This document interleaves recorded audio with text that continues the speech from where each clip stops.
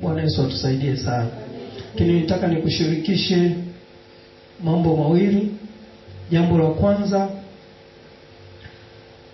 ni kama wiki mbili zimepita, nakumbuka siku moja nilimwambia Mungu. Sasa ninasema hii kwa sababu napanda mbegu ndani yako pia. Nilimwambia Mungu kitu kimoja. Niliona kuna mambo, taarifa nyingi zinakuwa zinatembea kwenye mitandao. Sasa kila mtu kanyanyuka, amekuwa kama vile nabii, anatamka kile ambacho anataka kutamka. Na kwa sababu asilimia kubwa ya wanadamu huwa hawana muda wa kukaa rohoni, wanakosa taarifa zilizo sahihi. Bwana Yesu atusaidie sana. Kwa hiyo katika kutafakari kwangu nikamwambia Mungu, ninaomba useme na mimi juu ya mambo yote yanayotokea katika taifa. Bwana Yesu atusaidie sana.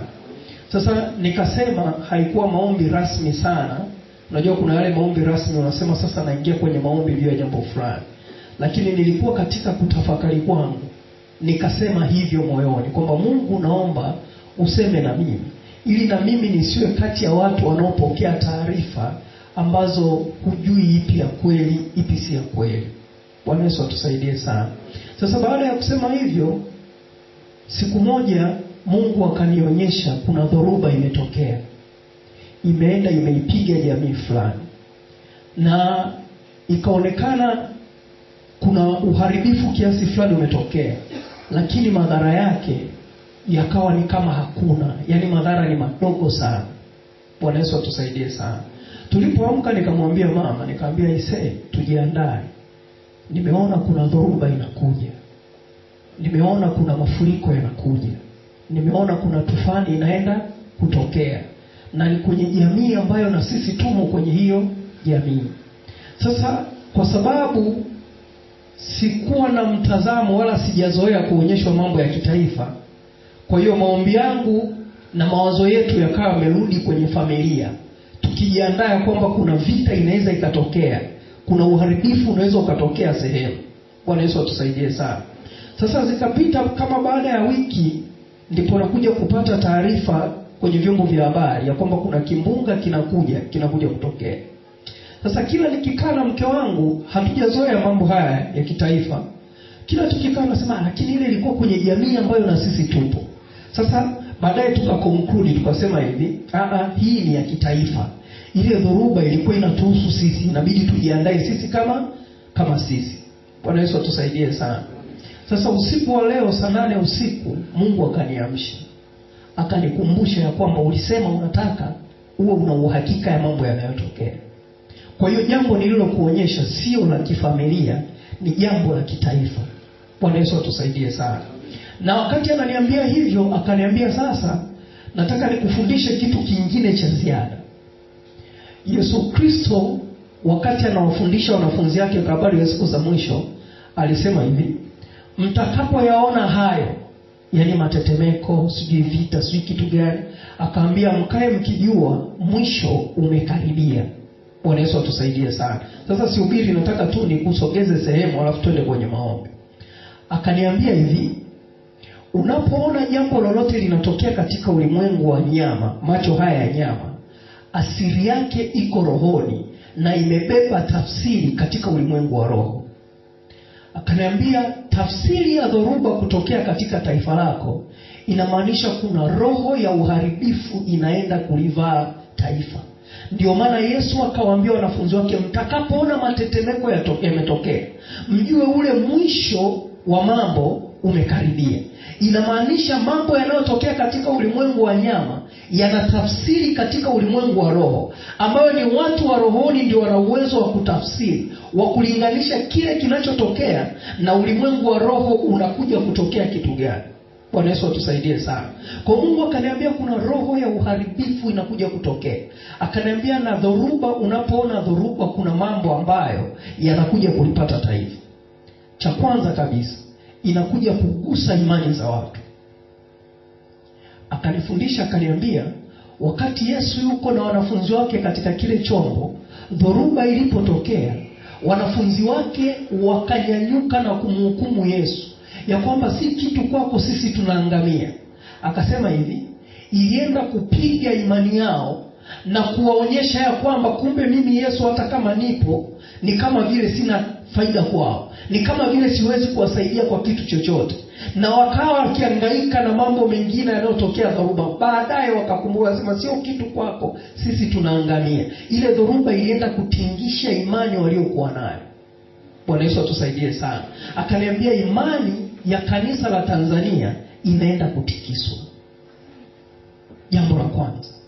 Lakini jambo la pili akaniambia, ukiona dhoruba inatokea, uwe na uhakika kuna hatari ya uchumi kudidimia. Kuna hatari ya uchumi kuharibika. Akaniambia, unakumbuka wakati wa Yona, Mungu alipotaka kumrudisha Yona kule Ninawi. Akaniambia dhoruba ilipotokea, watu walipotaka kujiokoa na ile dhoruba, waliamua kutoa mizigo yao ya thamani ya kibiashara na kuitupa katika maji ili waweze kubaki salama. Akaniambia kinachoenda kutokea, uchumi unaweza ukaharibiwa. Jambo la pili. Bwana Yesu atusaidie sana. Jambo la tatu aliloniambia, akasema hivi, dhoruba inapotokea, si kila dhoruba imeletwa na shetani, wakati mwingine dhoruba inaletwa na Mungu. Akaniambia dhoruba ya Yona haikuletwa na shetani. Dhoruba ile ililetwa na Mungu kwa sababu kuna safari Yona alitakiwa aende, akakataa. Sasa alipogeuka njiani na kwenda katika safari nyingine, Mungu alileta dhoruba ili kumrudisha Yona kwenye mstari. Bwana Yesu atusaidie sana. Kwa hiyo akasema hivi, kama taifa litaenda tofauti na Mungu anavyotaka, Mungu anaweza akaachilia dhoruba ili kulirudisha kwenye mstari ambao Mungu anataka irudi. Bwana Yesu atusaidie sana. Kwa hiyo ni vitu ambavyo Mungu alinionyesha, lakini tunapozungumza juu ya taifa inamaanisha ni mimi na nani? Na wewe. Watanzania ni mimi na wewe. Ndio tuko katika hii taifa la Tanzania. Kwa hiyo kama inaenda kugusa imani za watu wa Tanzania, inamaanisha inaenda kugusa imani yangu, inaenda kutikisa imani yangu. Kama inaenda kuleta uharibifu kwenye uchumi, inamaanisha inaenda kupiga mpaka uchumi wa kwangu mimi ninayemwamini Yesu. Bwana Yesu atusaidie sana. Na kama nilikuwa nimeenda katika njia isiyofaa, yamkini Mungu anataka kunirudisha kwenye njia iliyofaa, inamaanisha anapoachilia dhoruba, anaachilia mpaka kwangu mimi ambaye ninamwamini Yesu. Bwana Yesu atusaidie. Sasa ni vitu ambavyo Mungu akataka kunifundisha. Na kwa nini alinifundisha? Kwa sababu nilitamani. Nikasema sitaki kusikia habari za watu wengine wanasema nini juu ya habari za kitaifa. Kwa nini Mungu usiseme na mimi? Bwana Yesu atusaidie sana. Nimekuambia hii ili na wewe utamani hivyo, lakini ninataka tuingie kwenye maombi. Kama kuna namna yoyote ya uharibifu shetani anataka ilete kwenye taifa, tunayo nafasi ya kusimama na kuliombea taifa. Nakumbuka linapopona taifa, ndivyo na sisi tunavyopokea uponyaji.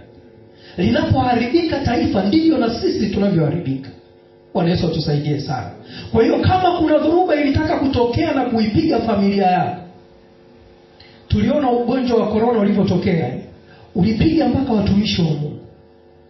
Kwa hiyo kama kuna uharibifu wa uchumi unataka kutokea, mtumishi wa Mungu aliota wiki chache zilizopita ya kwamba kuna kazi za watu zimekaushwa, mashamba yamekaushwa, yaani vyanzo vya uchumi vimekaushwa. Bwana Yesu atusaidie sana. Sasa hizi taarifa hatutakiwi kuziachia hewani. Tunatakiwa tuende katika ulimwengu wa roho. Tunapoyaona hayo, tujue kuna jambo linataka kutokea. Na Mungu katupa neema ya kusimama katika zamu yetu na kuyabatilisha hayo mabaya yanayotaka kutokea. Bwana Yesu atusaidie sana. Kwa hiyo tutasimama wote kwa pamoja kwa muda mfupi, tutaomba. Lakini nitakuomba unapokuwa nyumbani kwako, unapotembea, maombi ni sehemu yoyote. Maombi ni wewe, moyo wako na Mungu. Yale unayotamka ndani ya moyo wako ndio Mungu anayoyafanyia kazi. Bwana Yesu atusaidie. Kwa hiyo popote unapokaa, ukisikia watu wanapiga story habari ya dhoruba, wanapiga story habari ya uharibifu, hebu achana na story wanazozipiga. Wewe ingia rohoni hapo hapo ulipo. Ndani ya moyo wako, sisemi uanze kukemea kwamba shindwa kwa jina la Yesu. Wewe waache wapige story zao, lakini na wewe story zako ndani ya moyo wako. Sema hilo jambo ninalifuta katika jina la Yesu. Hilo jambo ninalibatilisha, halina nafasi katika taifa letu, halitakaa katika hili taifa. Bwana Yesu atusaidie. Tusimame wote kwa pamoja. Mungu Baba, katika jina la Yesu Kristo mwana wako aliye hai, tunalibariki jina lako Mungu mfalme wa wafalme. Asante Bwana kwa mambo yote ambayo umeendelea kuyafanya maishani mwetu. Tumekuona ukisema nasi katika ibada hii ya siku ya leo na katika vipindi vilivyopita. Tumekuona ukitusogeza katika hatua nyingine na viwango vya kukujua wewe Mungu wa kweli.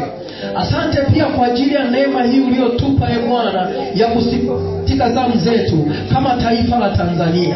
Nasi Bwana tunaungana na watakatifu wako mahali popote pale walipo. Haijalishi wamejificha katika mapango au wamekaa mahali popote pale, lakini mahali popote walipo watumishi wako wanaoliita jina lako juu ya taifa la Tanzania, Mungu tunaungana pamoja nao katika mchana huu wa siku ya leo, katika jina la Yesu Kristo wa Nazareti aliye hai. Tunasimama mahali pale palipobomoka, tunasimama katika zamu yetu, tunasimama kwa uweza wako Bwana, tunasimama kwa mamlaka tuliopewa, mamlaka ya jina la Yesu Kristo. Tunazivaa silaha zote zako Bwana, tukizipinga hila za adui wa shetani. Sasa na neno lako Mungu unasema, mpingeni shetani naye atawakimbia, na tukukaribie Bwana nawe utatukaribia. Nasi tunakuja mbele zako katika jina la Yesu. Tunasimama kinyume na kila roho za uharibifu ambazo adui shetani ameziachilia katika taifa letu, amezituma katika mipaka na ardhi ya taifa letu. Tunasimama kwa zamu yetu katika jina la Yesu Kristo, katika madhabahu yako Mungu aliye hai. Tunasimama mbele zako na damu ya Yesu Kristo, tukiomba toba na rehema Bwana, tukiungama dhambi zetu na dhambi za taifa letu, tukiomba Mungu utusamehe na kutusafisha na kututakasa, ukaondoe uovu wetu, ukaondoe makosa yetu, ukatusafishe kwa damu ya Yesu. Kila mahala ambapo Bwana kama taifa tumeenda kinyume nawe,